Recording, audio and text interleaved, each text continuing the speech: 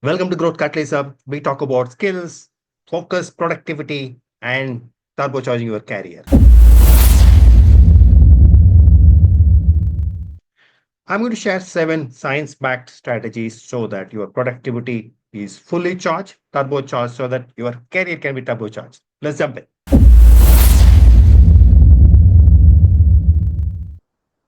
The secret of achieving anything is to have very clear goals, and research repeatedly proves that those people who are able to write down their goals, write down, not type it, not doodle on your palm top or mobile or laptop, actually write on, put penny or pen on paper, are able to achieve far more than people who don't.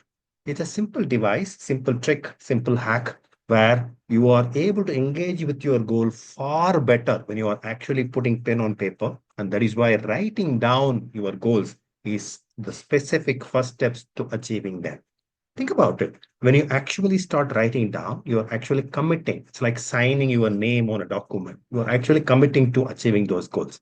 But just writing down is not enough. You have to follow scientific principles so that the writing down enables, triggers that action from your side. So, what are the steps in writing down? Your goal has to be smart, specific, measurable, achievable, relevant, and time bound. When it is very, very smart, very, very specific, and every single letter of that smart is fulfilled, you have a framework for achieving it. That is the beauty of setting smart goals. After you set this, then you sit and prioritize. Use Eisenhower matrix. What are the things which are very, very important to you? What are the things which you have to do? Because they are very urgent. So urgent versus important. You can see the quadrant on screen. Whatever is urgent and whatever is important, you have to do. You have no choice. Even if it is something is not important, if it is urgent, you have to do it. There is no choice. But you have a choice of living your life in the quadrant, which is not urgent, but important. If you choose to live your life in that quadrant longer, and if you put your priorities in that quadrant and live life in that quadrant very, very long, then you would be stress free and you are also able to achieve your specific goals that you have put for yourself. Step number 3, ensure that your goals, while you are thinking about your goals, you also look at what we call as implementation intention. A lot of times goals go for a toss simply because we have not expected, anticipated problems, anticipated obstacles. Obstacles are the way. You plan for something, they don't rectify. I want to go to office at 9 o'clock in the morning, and therefore I start at 8:15 from my home. But there's a traffic jam 1 mile ahead. What do I do?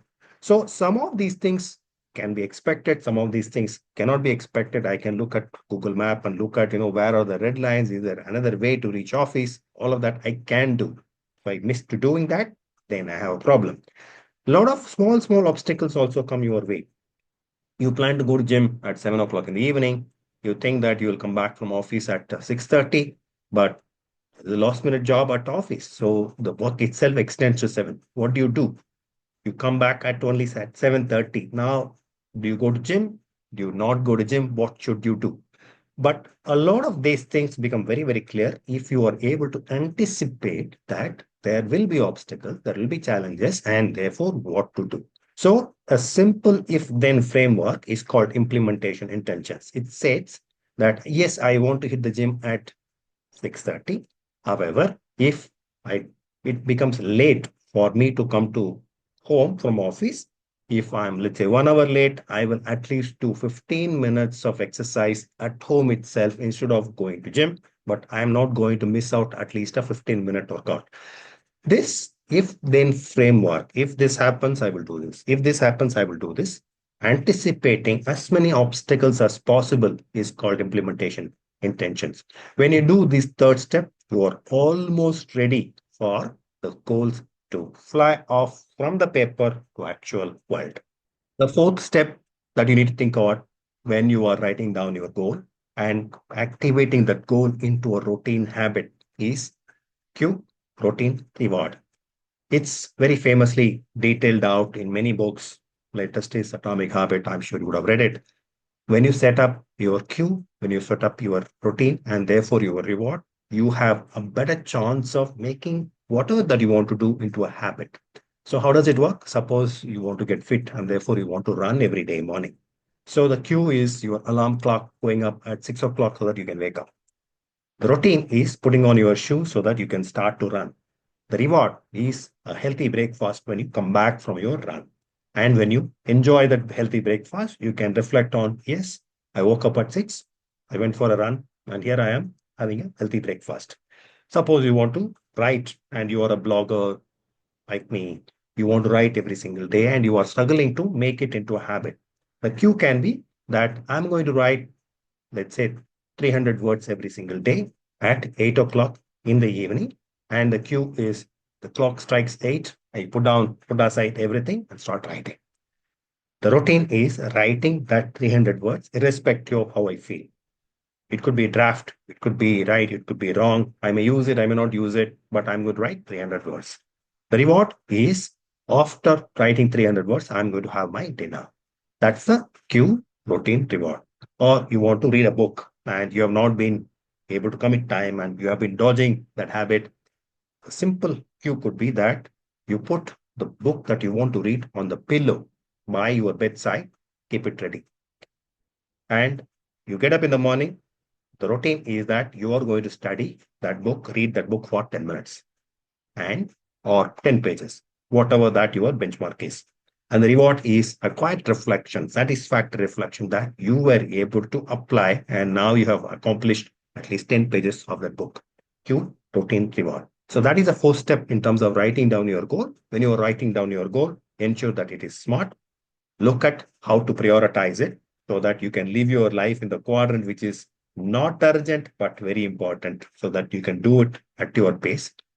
Third step is ensure that you think about the obstacles which will come in your way, which is called as implementation intentions. I've given a complete video on this. I've given the link of that also. Please do watch it. It's going to be very, very useful for you, but it's all about if, then, and planning for obstacles.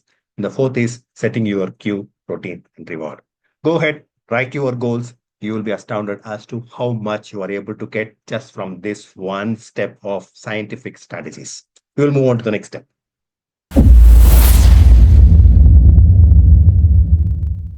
Step number two, after writing down your goal, is looking at your goals every single day.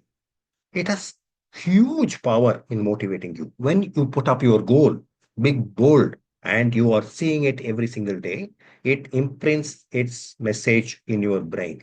What is called as reticular activating system visualizes a goal in your brain and it makes it its own, imprints its message in the brain so that the brain sends messages to activate that goal. It is scientifically proven. That is why I'm talking about it. So please take it seriously. Please put your goals in a place where you can see it. It could be on the fridge, it could be on your tabletop, it could be on your bedside, it could be on your reading table. Wherever you see it very, very frequently, put up those goals. What are the other sub steps? You should monitor it. When you are monitoring it, okay, have I done my goal today? When you do it very, very frequently, the habit becomes even better. So, two simple steps towards that. One, don't take more than three goals. For example, if you're a person who's planning every week, take three goals for the week so that you can accomplish it. Three most important things which will move you towards that long term goal. And look at what is called as a Seinfeld method. The comedian Seinfeld this simple but beautiful technique where he used to mark one X when he has done whatever he wanted to do as a goal on his calendar. And the second day he would mark X. So that's a chain. The third day he would mark another X. That's a longer chain. Fourth day he would mark another X. Even longer chain.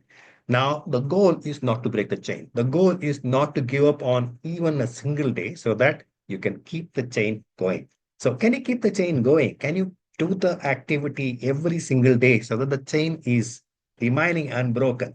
That's a very, very simple but very, very powerful step. And the last one that I want you to think about when you are visualizing your goals, when you are putting up your goals and monitoring it, is can you become 1% better every single day? Can you become 1% better just compared to last week, whatever you were doing? Can you improve your productivity? Can you improve on your skills? Can you improve on your thinking? There is so much to learn in our life. Can you do all this and become just 1%, one shade? better than the version that you were yesterday. Think about all this, but the idea is to look at your goals very, very regularly so that it imprints its message and activates your goal so that all of those goals come alive.